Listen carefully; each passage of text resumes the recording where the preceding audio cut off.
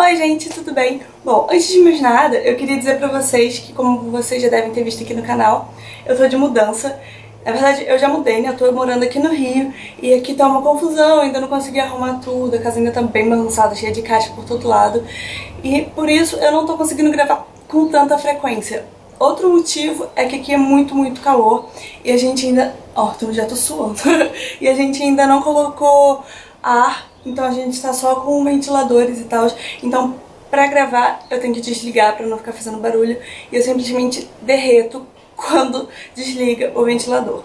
Por isso é muito difícil gravar. Então hoje eu tô gravando aqui de manhã. Tá difícil, mas eu espero que vocês me entendam. Como vocês já viram aqui no título, hoje eu vou falar pra vocês como que eu corto a minha franja. Eu tenho duas formas de cortar e depois que eu descobri a segunda forma que eu vou mostrar pra vocês hoje, que é bem mais fácil, eu faço dessa forma. Bom, a minha franja é retinha assim, com as laterais mais longas. E a forma um pouco mais difícil, vamos dizer assim, de cortar a franja seria penteando, né? Quando eu corto assim, eu gosto de deixar ela seca, porque aí eu consigo ir vendo conforme ela vai ficando retinha. Eu uso um pente assim, um pouco mais fino e penteio ela retinha, toda na posição que eu quero. E depois eu paro o pente aqui, na pontinha, não sei se vocês estão vendo, assim, na pontinha da franja, e vou cortando ela. Só que aí a chance de ficar torta é maior. Então, a forma que eu vou mostrar pra vocês agora, ela basicamente não tem chance de ficar torta. Eu tô usando tesoura assim, ó, essas tesouras de casa mesmo, porque eu não tenho aquelas tesouras chiques de cabeleireiro e tal. Mas se vocês tiverem ou puderem comprar é melhor, porque ela tem o corte mais afiadinho, então tipo, você não precisa ficar forçando na hora de cortar. A segunda forma que eu vou mostrar pra vocês é a forma mais fácil, rapidinha, e dessa vez eu prefiro fazer com a franja molhada. Como a minha já secou, eu vou molhar ela rapidinho. Então eu molhei minha franja e agora eu vou separar ela.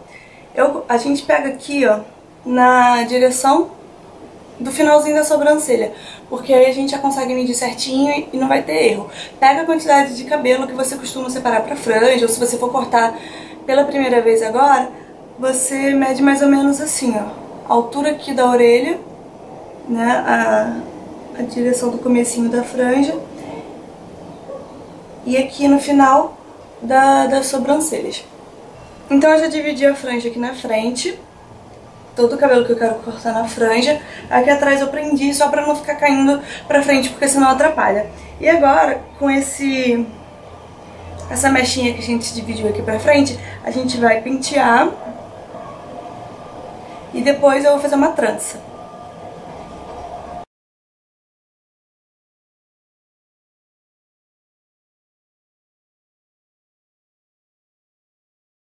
Então, ó, já fiz a trança, uma trancinha normal, daquelas que vocês já sabem, com 3 mechinhas.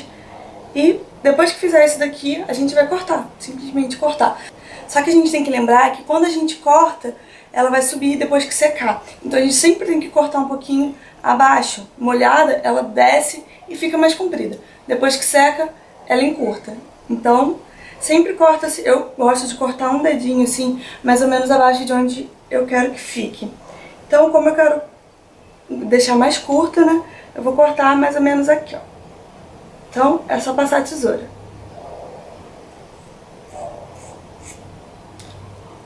Ó, cortei isso aqui tudo de cabelo. E aí, quando você solta, ela fica certinha já.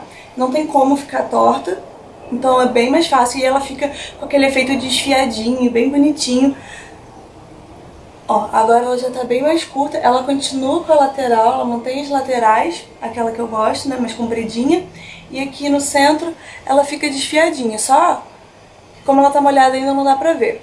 Então quando ela secar, vocês vão conseguir ver certinho o tamanho que ficou. Se você quiser ela mais curta, é só você repetir o processo. Por isso que eu gosto de fazer aos poucos. Eu corto um pouquinho, depois eu corto de novo, e aí eu vou conseguindo ver o tamanho certinho que eu quero. Porque se eu cortar de uma vez geral, se eu pegar e já ir lá e cortar o máximo que eu posso, talvez fique curta e eu me arrependa. Então, vai com calma, segura essa tesoura aí e se controla. Então eu vou secar ela e já mostro pra vocês como que fica sequinha. Então, depois de seca, ela fica assim. Ela já subiu, como eu disse que subiria, então ela encolhe um pouquinho quando ela fica seca. Por isso que a gente tem sempre que cortar um pouquinho abaixo. Ela preservou aqui o desfiadinho aqui na lateral, que eu gosto de deixar mais compridinha. E ela fica, ó, toda desfiadinha, como se fosse em camadas. Então eu acho bonito assim, porque ela não fica totalmente chapada, tudo numa camada só. Ela fica uns fiozinhos um pouco mais curtos, outros mais longos, só que continua retinha. E assim, desse jeito não tem como ela ficar torta. Então se você quiser cortar sua franjinha em casa, porque franja é uma coisa que cresce muito, se você cortar no salão depois pra manter em casa, ela assim, de 15 em 15 dias você vai ter que cortar e aparar as pontinhas, porque senão ela vai ficar caindo no olho. Então é mais fácil e mais prático cortar em casa. E não tem perigo nenhum, não tem risco, então você não precisa ter medo. Se joga. Então eu espero que vocês tenham gostado. Qualquer dúvida é só falar aqui embaixo nos comentários. Eu vou deixar também o link do post desse vídeo que eu vou fazer lá no blog. E lá vai ter mais informações, tudo que eu esqueci de falar aqui vai estar lá também. Então se vocês quiserem conferir é só clicar no link aqui embaixo. Por hoje é só, espero que vocês tenham gostado. Um beijão bem grandão e tchau!